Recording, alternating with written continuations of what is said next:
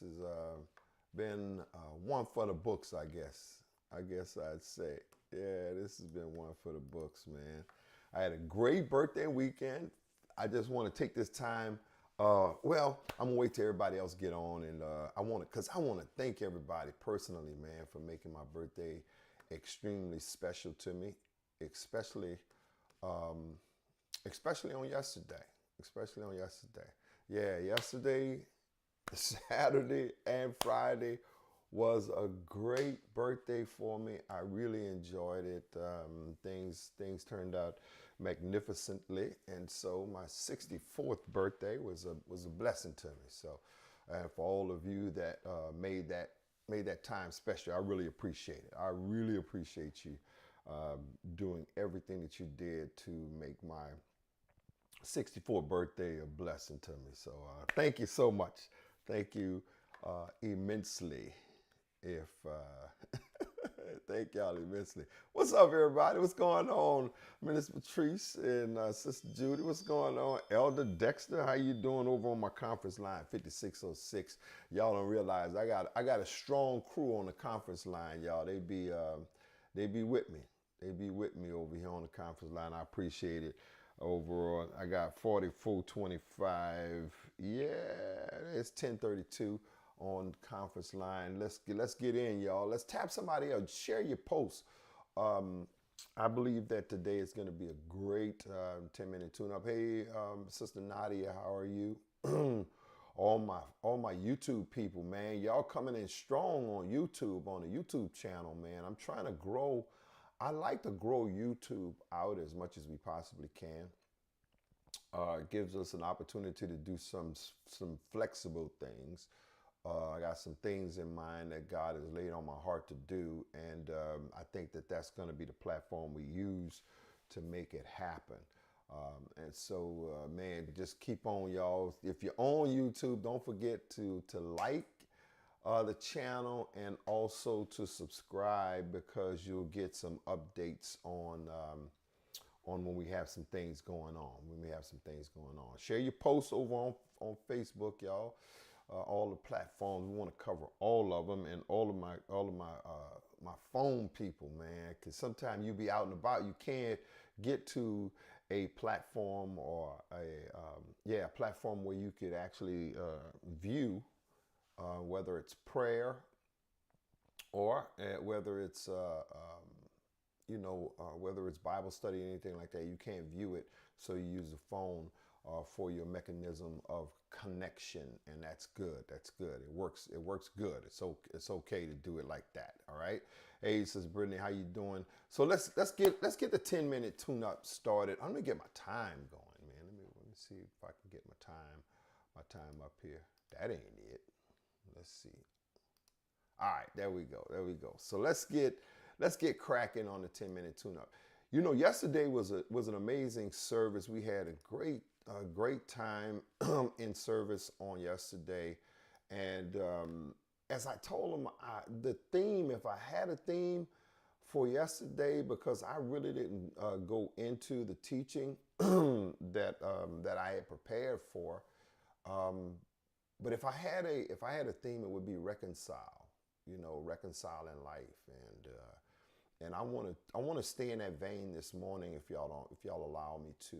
I want to talk to you about reconciling your life, reconciling your life, and as much as the Bible that I've read, a lot of it has to do with putting life in order, getting life in order. It's God's instructional manual for life, and making sure that our life is lived in a way that has been designed for greater levels of living, right? For the best living that you could actually have, and a lot of that instruction has to do with us having the initiative, or taking the initiative, to reconcile our life, get things back in order. That word reconcile, remember what I said yesterday, and for those of you that may not have been in our service on yesterday, I talked about reconciling life and getting things in order, which is an accounting term, and that's really getting all of the numbers to line up, right? You taking all of the receipts that you have and all of the expenditures. You have money that you've expended, you have receipts, and you need to bring those things in line. They need to match, they need to line up. And that's what reconciliation or reconciling is all about. Well, that's how it is with our individual lives. We have all of these different pieces, right? We got a lot of different pieces. We got family, we got marriage, we got health, we got wealth, we got employment or career. We got all of those things that we've got to reconcile. We got to put in line for our lives to be the best lives that we could actually live. And I was really thinking about how profound it is that God will definitely cover issues of our lives and give us instructions on how to accomplish things to make our lives better, right? And David is one of those case studies that we could use today. In Psalms, the 51st division. Now, I want y'all to read that psalm today. Make sure you read Psalms 51. 51 is a good psalm to read. David ended up having an indiscretion, right? He committed adultery with Bathsheba, right? And the prophet goes to David. God sends Samuel to David and telling him about this, giving him an example of a man that took advantage of somebody who did not have much. And after the prophet gave him this scenario, it was a parable, if you will. After the prophet gave him this scenario, David was incensed. He was enraged. He was upset. He said, "Who is this man? I'll make sure that he don't live." And David was talking about killing a man and all that kind of stuff. And the prophet the prophet stops David and said, "David, you the person. You're the one that you're talking about killing." He said, "Oh my God." David was this individual that had a pure heart. He wasn't perfect, but he had a pure heart. And I believe that's what God is looking for. I think sometimes what ends up happening, Sister Nadia, is that we think that God is looking for perfect people, and that's not what God is looking for. God is looking for people with a pure heart. David had a pure heart. David was not perfect by a long shot. David had a lot of things in his life that he needed to work on. And in Psalms 51, we see that David, after his indiscretion with Bathsheba, we see that David realizes, man, I got to get things back in order. I got to reconcile my life. Number one, first of all, I got to get my life back right with God, right? I got to get my relationship right with God. And so he comes to this realization, I got to reconcile my life. So he writes this psalm. And what is so intriguing to me is the third verse of that particular psalm. David says, "I acknowledge my transgression, and my sin is ever before you." In other words, what David did straight off is took responsibility. And if you're going to get your life in order, man, you got to take responsibility for whatever state that your life is in, whatever state our lives in. We start, number one, with responsibility. We got to take responsibility for it. Yeah, we got to take responsibility for where we are, because there's not going to be no reconciliation unless you can take responsibility. And then here's the second thing, y'all. The second thing is that you got to be realistic with yourself. Because sometimes what ends up happening is we want to try to make our lives and our situation, number one, we want to make it as less chaotic as possible, right? We're not realistic. Some of the positions that we're in, we're not realistic about. We're not saying that, we want to make it like everybody else is the culprit, when in actuality, sometimes a lot of our problems is self-induced. We got to just be realistic. And some of your problems might be some other people's perpetration. It might have been perpetrators for bringing you to the state that you're in. But you got to be realistic with yourself about where you are, so the reconciliation can actually start. You can start getting your life in order. And number three, I just gonna tell you, man, it's gonna be some areas is just gonna be rough to deal with.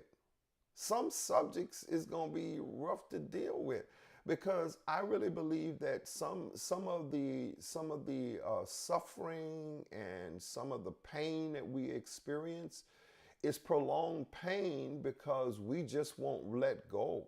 Some things we just gotta. It's gonna be rough for this. Come on, man.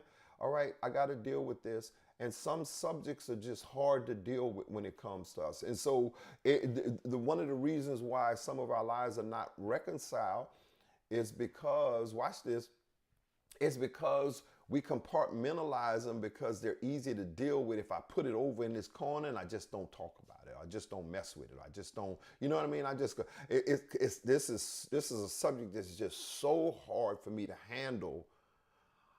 I better not touch it. So I just leave it over on the side.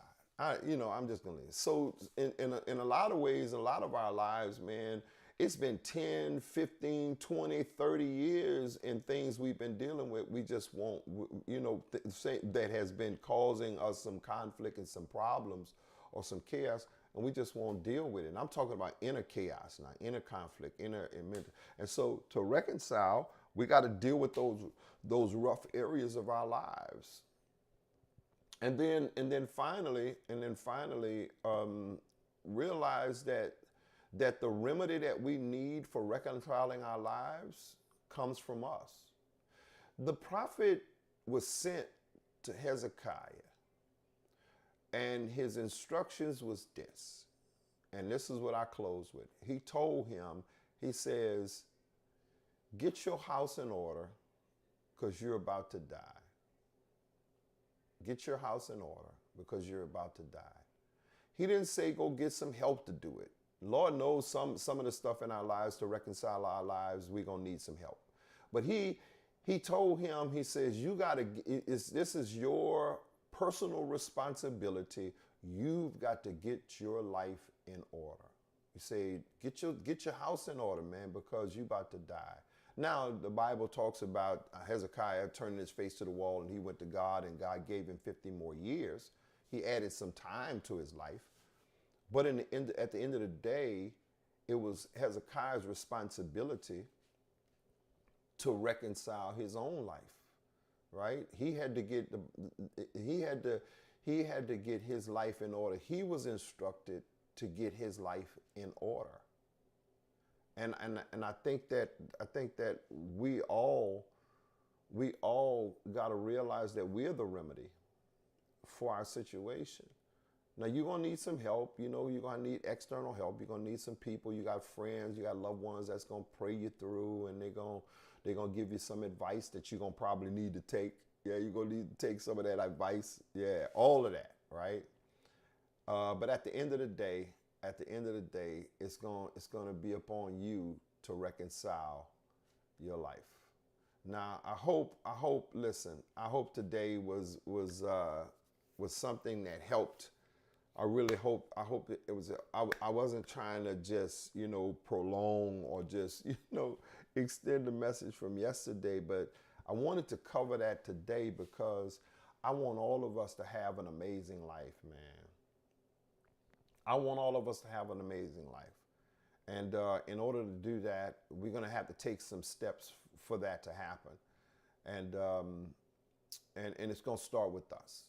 It's like David said in that third verse of Psalms 51. He says, I acknowledge that I'm the problem. I need some work. I got to work on me. I got to work on me. I realize that if things going to be better with my relationship with God and relationship with everybody else and all of the other things that needs to happen, it's going to start with me. It's going to start with me. and that's important. All right, y'all. Y'all, listen. I hope y'all. Let me know. Let me know if let me know if let me know if it was a blessing today, y'all. Did it help you? Was it helpful? Was it helpful? Let me know if this was helpful. Yeah, let me know if it was helpful, if it was a blessing to you.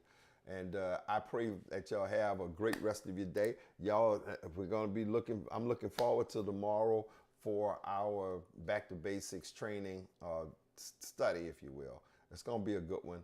I know it's gonna be helpful to you. All right. Y'all have a great rest of your day. I look forward to talking with y'all again. I love y'all so much. God bless you.